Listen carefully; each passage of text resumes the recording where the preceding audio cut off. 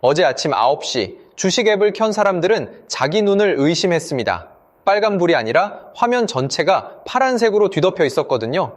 코스피가 개장하자마자 5% 넘게 치솟더니 1시간도 안 돼서 매수 사이드카가 터졌습니다.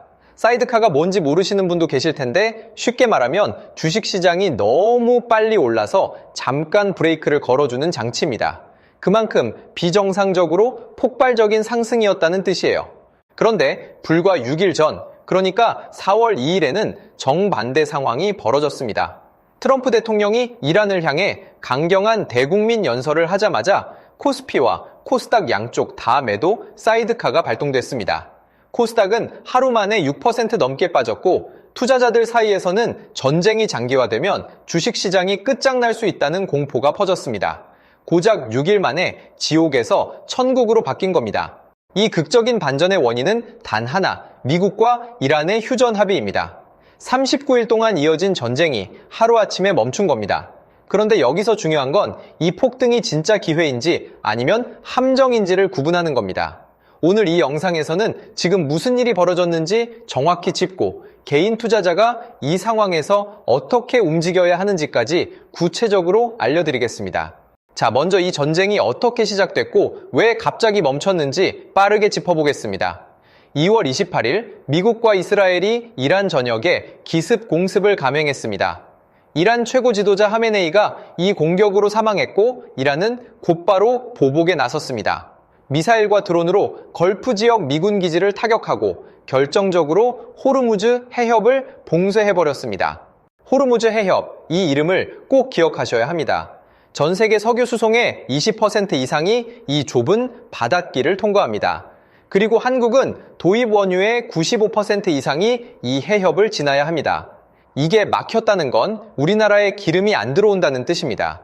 주유소에서 기름을 넣을 때 리터당 1,900원이 넘는 가격을 보셨을 겁니다. 전쟁 전 1,400원대였으니까 한 달 사이에 리터당 500원 가까이 오른 겁니다. 한 달의 기름값으로만 3만 원에서 4만 원을 더 쓰게 된 거예요. 국제유가도 미쳤습니다. 전쟁 전 배럴당 66달러 하던 WTI가 113달러까지 치솟았습니다. 40% 이상 폭등한 겁니다. 유가가 오르면 뭐가 올라갈까요? 기름값만이 아닙니다. 택배비, 농산물 운송비, 항공료, 플라스틱 원자재까지 전부 올라갑니다. 물가 전체가 들썩이기 시작한 겁니다. 그런데 여기서 극적인 반전이 일어납니다. 트럼프 대통령이 4월 6일 이란에 최후 통첩을 날렸습니다. 호르무즈 해협 봉쇄를 풀지 않으면 대규모 공격을 감행하겠다고요.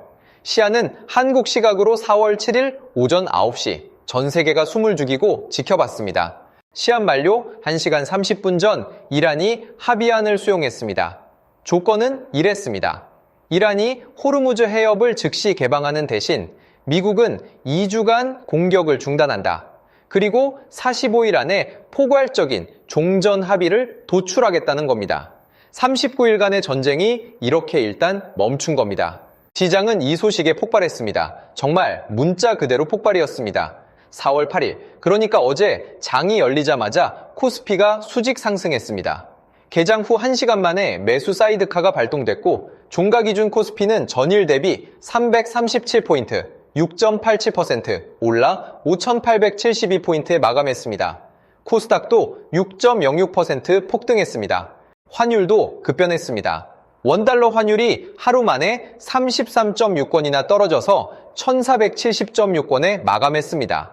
불과 일주일 전만 해도 1,500원을 넘나들며 공포 분위기였는데 하루 만에 분위기가 완전히 바뀐 겁니다.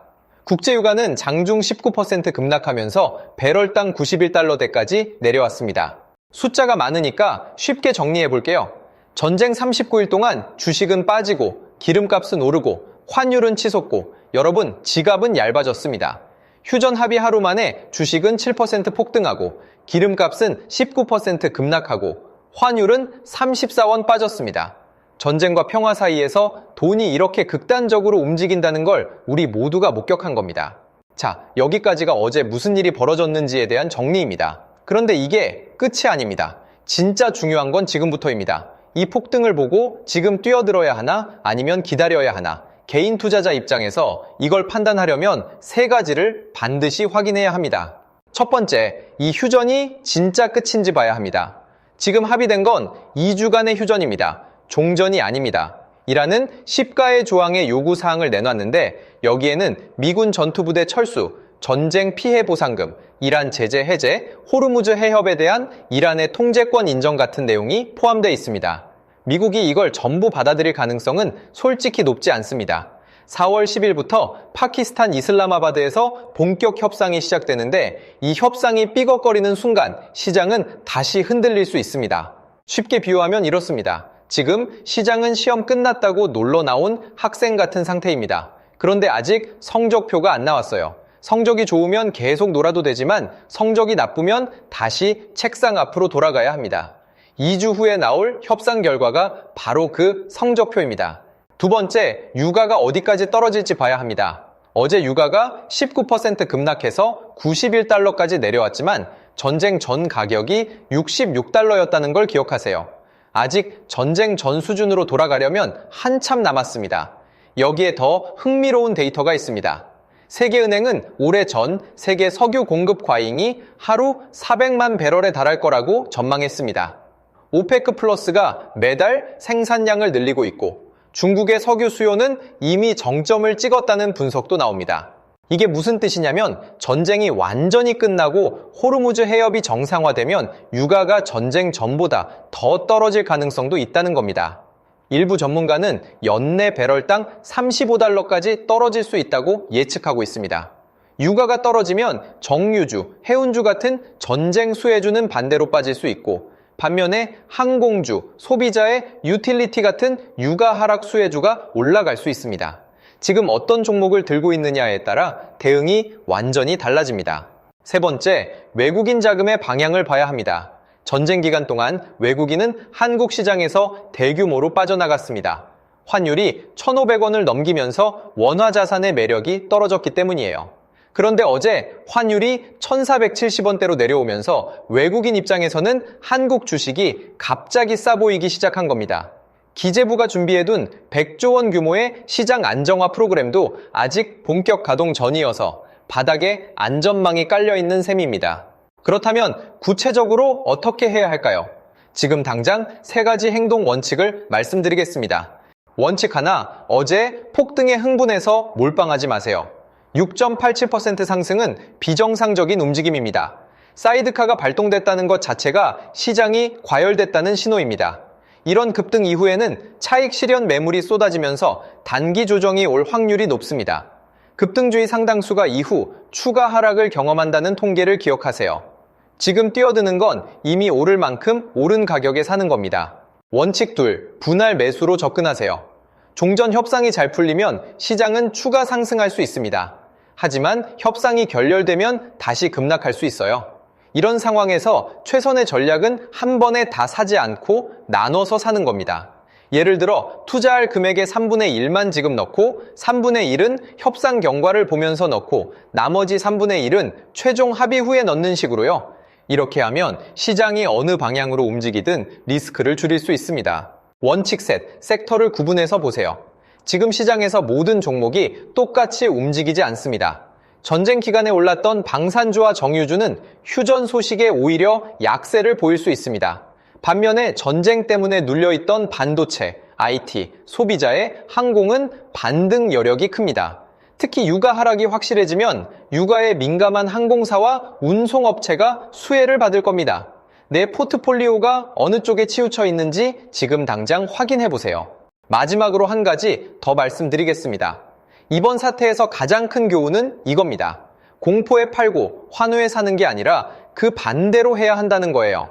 4월 2일 매도 사이드카가 터졌을 때 팔았던 사람은 6일 만에 7%를 날린 겁니다. 반대로 그때 담았던 사람은 6일 만에 7% 가까이 벌었어요. 시장은 항상 극단으로 움직이고 그 극단에서 반대 방향으로 베팅하는 사람이 결국 이깁니다. 물론 말이 쉽지 실제로 피가 낭자한 시장에서 매수 버튼을 누르는 건 정말 어렵습니다. 그래서 중요한 게 원칙입니다. 미리 정해둔 원칙대로 움직이는 사람만이 이런 극단적인 장세에서 살아남습니다. 앞으로 2주가 이번 사태의 진짜 고비입니다. 4월 10일 시작되는 이슬라마바드 협상에서 긍정적인 소식이 나오면 시장은 한 단계 더 올라갈 겁니다. 하지만 협상이 교착 상태에 빠지면 다시 한번 급락이 올 수 있습니다. 이 2주 동안은 뉴스 하나하나가 시장을 흔들 수 있으니까 반드시 협상 진행 상황을 체크하시면서 대응하시기 바랍니다. 오늘 내용이 유익하셨다면 구독과 좋아요 부탁드립니다. 경제는 흐름을 읽는 것도 중요하지만 미리 대비하는 것이 더 중요합니다. 앞으로도 꼭 필요한 경제 정보와 시장 변화를 빠르게 전달해 드리겠습니다. 감사합니다.